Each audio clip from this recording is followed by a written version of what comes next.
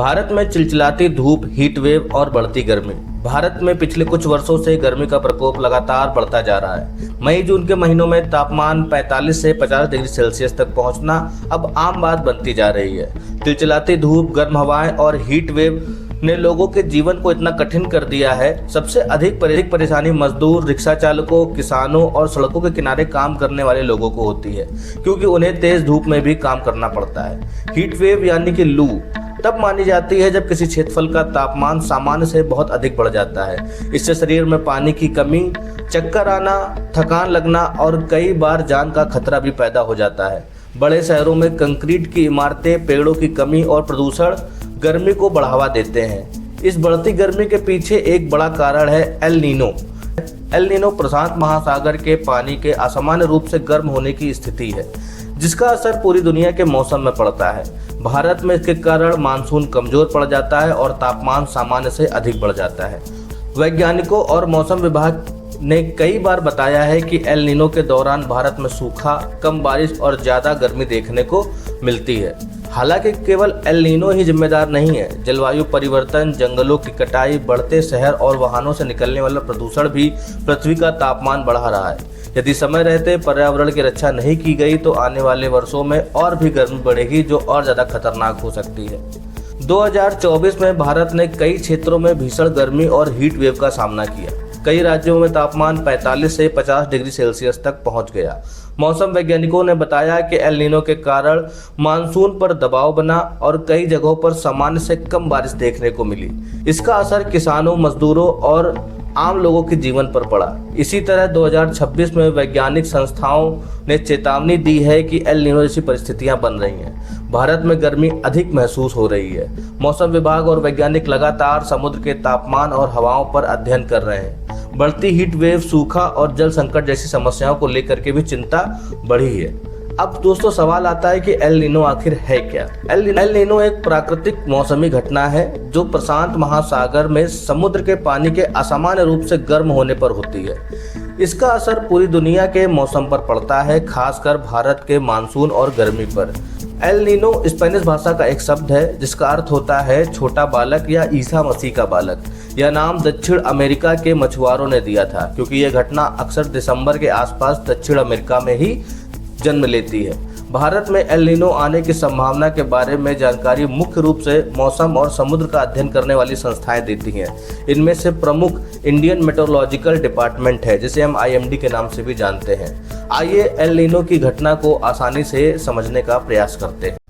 सबसे पहले दोस्तों हमको ये देखना है कि भारत में आखिर गर्मी क्यों बढ़ रही है। ठीक, अगर हमको ये बात जाननी है तो हमको पहले इसके कारणों का पता करना होगा। इसके कारणों का पता करने के लिए हमें सबसे नंबर 1 पर यह पता चलेगा कि भारत में वर्षा कम हुई। ठीक, जिस वर्ष वर्षा कम होती है या जिस वर्ष एल नीनो आता है जिसके बारे में हम बात कर रहे हैं, उस वर्ष वर्षा कम होती है। और दूसरा, टेम्परेचर जो 47 डिग्री सेल्सियस से 50 डिग्री सेल्सियस तक चला जाता है, इसी एल नीनो के कारण जाता है। तो एल नीनो को समझने के लिए सबसे पहले हमें ये समझना होगा कि भारत या विश्व में कहीं पर भी भौगोलिक रूप से वर्षा होती है तो इसके मुख्य कारण क्या होते हैं। तो दोस्तों पहले हम समझेंगे वर्षा कैसे होती है, उसके बाद हम एल नीनो के बारे में समझेंगे कि एल नीनो कैसे भारत में मौसम को प्रभावित करता है। भारत में गर्मी इतनी पड़ती कि टेम्परेचर 47 डिग्री से 50 डिग्री सेल्सियस तक चला जाता है। अभी आपने हाल ही में देखा होगा कि बांदा में 48 डिग्री सेल्सियस का टेम्परेचर नोट किया गया है। 2024 में हम जान रहे हैं कि वो अभी तक का सबसे गर्म वर्ष रहा है और 2026 में भी वैज्ञानिक और मौसम विभाग बता रहा है कि यह भी सबसे 2024 से भी अधिक गर्म होने वाला ये वर्ष है। सारी प्रक्रिया को आसानी से समझेंगे, आप इस वीडियो में बने रहें, आपको अंत तक सारी बातें समझ में आ जाएंगी। तो दोस्तों सबसे पहले हमको एल नीनो को समझना से पहले पता करना होगा कि वर्षा कैसे होती है। दोस्तों वर्षा को समझने के लिए हमें इसको चरणबद्ध तरीके से समझना पड़ेगा। पहला है वाष्पीकरण, दूसरा संघनन, तीसरा बादलों का बनना, चौथा है बूंदों का भारी होना, फिर होती है वर्षा। अब ये सारी प्रक्रिया जो है किस तरह से होती है मैं आपको समझाता हूँ। सबसे पहले देखिए दोस्तों वाष्पीकरण क्या होता है। देखिए सूरज की गर्मी से समुद्र, नदियों, झीलों और ज़मीन का पानी गर्म होकर भाप बनकर जाता है और हवा में ऊपर उठ जाता है। तो दोस्तों आप ये देखिए कि कैसे हवा में ऊपर उठ रहा है। हम सब जानते हैं कि भाप बनकर के जब भी मतलब साधारण तो समझिए कि पानी को गर्म करेंगे तो भाप बन के ऊपर उठ जाता है और कहीं ना कहीं जाकर के जमा ही हो जाता होगा। तो इसी प्रक्रिया को वाष्पीकरण कहते हैं। इसी प्रक्रिया को वाष्पीकरण कहते हैं, जिससे समुद्र, झीलों, नदियों का पानी सूरज की गर्मी से भाप बनकर ऊपर उठ जाता है। इसे वाष्पीकरण कहते हैं। दूसरी प्रक्रिया दोस्तों वर्षा होने में जो मददगार होती है वो होती है संघनन। ऊपर जाकर ठंडी हवा में यह भाप छोटे छोटे पानी की बूंदों में बदल जाती है और बादल बन जाती है। यही समुद्र से जो पानी उठा है ये ऊपर जाकर के छोटे छोटे कणों में एकत्रित हो जाती है और संघनन के कारण छोटे छोटे पानी की बूंदें भाप बन के ऊपर जो एकत्रित हो जाती हैं यही बादल बन जाती हैं। इसी क्रिया को संघनन कहा जाता है। अब संघनन के बाद दूसरी प्रक्रिया जो है बादलों का बनना। बादल बनने के लिए दोस्तों हमको देखना पड़ेगा, जब ये बहुत सारी बूंदें इकट्ठी हो जाती हैं तो ये बड़े बादल के रूप में परिवर्तित हो जाती हैं। इसी बात को यहाँ पर भी बताया गया था कि छोटी छोटी बूंदें जो हैं ये एकत्रित हो जाती हैं तो बड़े बादल के रूप में कार्य करती हैं, एक बड़ा बादल बना लेती हैं। अब जब ये बूंदों की अब चौथा इसमें कारण दोस्तों वर्षा में जो होता है वो बूंदों का भारी हो जाना होता है। अब आप सभी जान रहे हैं कि छोटी छोटी बूंदें जब एकत्रित होंगी तो इनका वेट बढ़ेगा ही, और हम सब जानते हैं कि पृथ्वी में गुरुत्वाकर्षण का गुण होता है जिसके कारण वो बूंदों को अपनी तरफ नीचे घसीटता है। आपस में बड़ी हो जाती है भारी में, तो यही गुरुत्वाकर्षण के कारण जब ये बूंदें नीचे आती हैं तो यही वर्षा के रूप में बदल जाती। इन्हीं को हम वर्षा कहते हैं। जब बूंदें इतनी भारी हो जाती हैं कि ये हवा में टिक नहीं पाती और नीचे गिरती हैं, इसी को बारिश कहते हैं।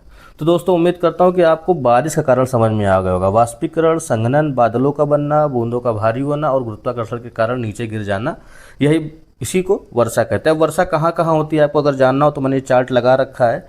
वर्षा 3 प्रकार की होती है। वर्षा के प्रकार, संवहन वर्षा, पर्वतीय वर्षा और चक्रवाती वर्षा। ये हमारे वीडियो का टॉपिक नहीं है। एल नीनो को समझने के लिए हमें मेन वर्षा को समझना था, जो कि मैंने आपको बता दिया। बाकी आपकी जानकारी के लिए मैंने पूरा चार्ट लगा दिया, उसको देख लेंगे तो आपको जानकारी मिलेगी। एल नीनो क्या है दोस्तों? जो हमारा मेन टॉपिक एल नीनो है इसको अब हम यहाँ पर समझाते हैं। जैसे कि ये प्रशांत महासागर है। प्रशांत महासागर में सामान्य सालों में जो गर्म पानी होता है वो पश्चिम की तरफ यानी कि ऑस्ट्रेलिया की तरफ रहता है। इनका इशारा ये है कि ऑस्ट्रेलिया की तरफ जो है गर्म पानी रहता है, ये सामान्य सालों में, ये सामान्य नॉर्मल ईयर में। लेकिन जब एल नीनो में यह गर्म पानी वापस पूर्व की तरफ अमेरिका चला जाता है, इसका असर भारत के मौसम पर भी पड़ता है। अब दोस्तों इसको आसान भाषा में पहले आप समझिए, ग्राफ में इसको समझिए कि दोस्तों ये पूरा जो है ये प्रशांत महासागर का क्षेत्र है। ठीक, ये दक्षिण अमेरिका है, ये ऑस्ट्रेलिया, इसी के ऊपर एशिया है और यहीं पर हमारा भारत भी है। सामान्य सालों में क्या होता है कि जो समुद्र का गर्म पानी होता है वो ऑस्ट्रेलिया की तरफ होता है, और ये पवनें जो देख रहे हैं आप, इन्हें व्यापारिक पवनें जो होती हैं वो दक्षिण अमेरिका से ऑस्ट्रेलिया की तरफ चलते हुए भारत इंडियन ओशियन में होते हुए एशिया में आते हुए भारतीय उपमहाद्वीप तक पहुंचती हैं। जो ये गर्म पानी सामान्य सालों में साथ में इंडियन ओशियन में ले आती हैं। और हमने अभी पीछे देखा है कि ये देखिए कि गर्म पानी जो होता है यही हवा की मदद से बादल बन जाता है और बारिश होती है। तो दोस्तों आप देखिए यहाँ पर जब गर्म पानी हमारे सामान्य सालों में व्यापारिक हवाओं के सहारे इधर आता है हमारे भारतीय उपमहाद्वीप में, तो वो संघनन वाष्पीकरण के कारण वर्षा होती है। वर्षा वाली पूरी प्रक्रिया हमने आपको पिछले समझा दी है। दोस्तों आपको एक चीज़ और समझा दूं इसी वीडियो में, थोड़ा सा टॉपिक से रिलेटेड ही है। आप ये देख रहे होंगे यहाँ पर कि व्यापारिक हवाएं लिखा हुआ है यहाँ पर, ट्रेड वेव। अब दोस्तों जब ये हवा को व्यापारिक हवा क्यों कहा गया? दोस्तों सब जानते हैं कि जब व्यापार विश्व में शुरुआत में शुरू हुआ तो वो समुद्र के सहारे व्यापार होता था।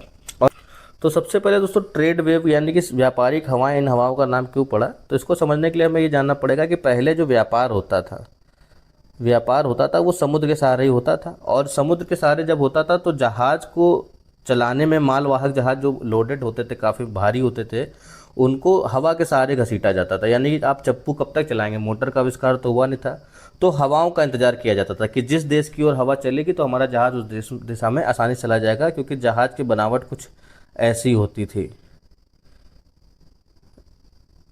सॉरी, जहाज़ में ढंग से नहीं बना पा रहा हूँ, लेकिन बनाने की कोशिश करता हूँ।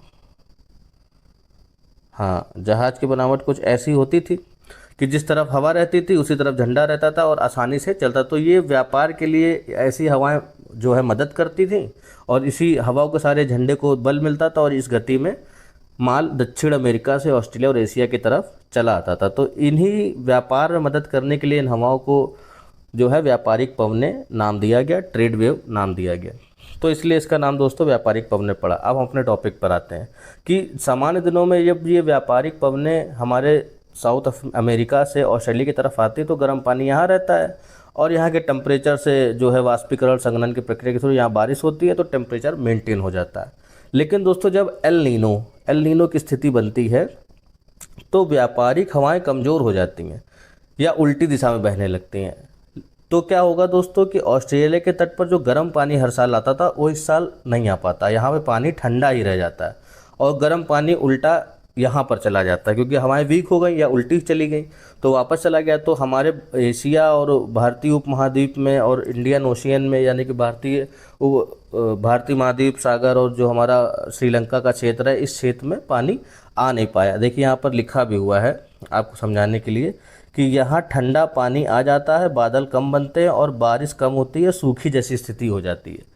भाई सीधी सी बात है, हमने भी पीछे वर्षा वाले कारण में पढ़ा, यहाँ पर जब ठंडा पानी रहेगा, वाष्पीकरण होगा नहीं, संघनन होगा नहीं तो वर्षा कहाँ पे हो पाएगी। अब वापस जब यहाँ चला गया तो यही चीज़ें सारी यहाँ पर होने लगती है। तो दक्षिण अमेरिका में और यहाँ पेरू के क्षेत्र में गर्म पानी आता है तो यहाँ पर भारी वर्षा होने लगती है और इस क्षेत्र में सूखा पड़ जाता है।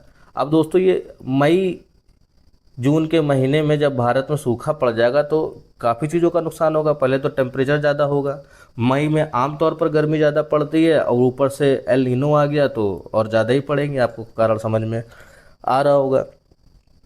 तो दोस्तों बस यही एक कारण है कि व्यापारिक पवनें कमज़ोर हो जाती हैं और गर्म पानी हमारा दक्षिण अमेरिका की तरफ चला जाता है एल नीनो के साल में, इसी वजह से गर्मी बढ़ जाती है। अब देखिए यहाँ पर चीज़ें बताई भी गई हैं कि भारत की अच्छी बारिश मानसून और खेती के लिए अच्छा होता है सामान्य वर्षों में, लेकिन जब एल नीनो आता है तो भारत में मानसून कमज़ोर हो जाता है, कम बारिश होती है, सूखा पड़ जाता है, गर्मी ज़्यादा होती है और फसल को नुकसान होता है। ये हर 2 से 7 साल के चक्र में होता है दोस्तों, ये हर बार 2 साल या 7 साल के गैप में होता है। आप जानते हैं कि अभी तक का सबसे गर्म वर्ष 2024 था एल नीनो के कारण। अब देखिए 2 वर्ष का अंतराल आया है 2026, तभी वैज्ञानिकों ने इसके होने की संभावना बताई कि इस बार एल नीनो की स्थिति बन रही भारत में और गर्मी ज़्यादा होगी। अब दोस्तों टेम्परेचर 1 डिग्री सेल्सियस भी अगर बढ़ता है तो बेतहाशा गर्मी होती है। तो सोचिए कि 2 डिग्री सेल्सियस टेम्परेचर पूरे समुद्र का बढ़ गया यहाँ पर तो बेतहाशा बारिश यहाँ पर तो हो जाएगी, लेकिन इस क्षेत्र का क्या होगा तो आप इसे समझ सकते हैं। 2024 की गर्मी को याद करेंगे तो आपको सारी चीज़ें आसानी से समझ में आ जाएगी। अब दोस्तों उम्मीद करता हूं कि इस विश्लेषण से आपको एल नीनो के बारे में सारी जानकारी हो गई होगी। अब दोस्तों ये घबराने वाली क्या बात है दोस्तों, इसको देखा जाए तो अभी इसमें घबराने वाली कोई बात नहीं है। गर्मी से बचने के भी कई उपाय हैं, इससे बचने के हम आपको कुछ उपाय सजेस्ट करते हैं। सबसे पहले हमें ज़्यादा पानी पीना चाहिए, दोपहर को ज़रूरत पड़ने पर ही बाहर निकलना चाहिए। यदि हम बाहर निकलते हैं तो कपड़े से सिर को ढक कर रखना चाहिए। ORS और नींबू पानी हमें पीते रहना चाहिए। घर के आसपास हमें पेड़ लगाने चाहिए। अगर आज पेड़ नहीं बचाएंगे तो आने वाले वर्षों में 50 डिग्री सेल्सियस तापमान सामान्य सी बात बन जाएगी। बिजली हमें खास तौर पर बचानी चाहिए और ज़्यादा से ज़्यादा हो सके तो हमें सोलर पैनल और सौर ऊर्जा का प्रयोग करके बिजली का इस्तेमाल करना चाहिए। कम प्रदूषण फैलाना चाहिए और हमें पानी भी बचाना चाहिए। प्रकृति हमें बार बार चेतावनी दे रही है, अब फैसला इंसान को करना है। धरती को रहने लायक बचाना है या आग का गोला बनने देना है। दोस्तों अगर हमारी ये वीडियो पसंद आई हो तो लाइक और शेयर ज़रूर करें, क्योंकि ये जानकारी हर भारतीय तक पहुंचना बहुत ज़रूरी है। और हमारे चैनल पर अगर आप पहली बार विजिट कर रहे हैं तो हमारे चैनल को सब्सक्राइब भी ज़रूर करें।